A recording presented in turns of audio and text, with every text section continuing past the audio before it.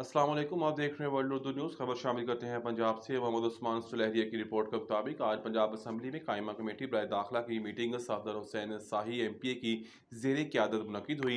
इस मीटिंग में पंजाब असम्बली और दीगर सरकारी महकमों के अफसरान ने भी शिरकत की। मीटिंग के दौरान दो bills, Punjab high security zones bill 2026 और पंजाब वक्फ trust and cooperative societies bill 2026 मुतफ़िक़ा तौर पर मंजूर किए गए।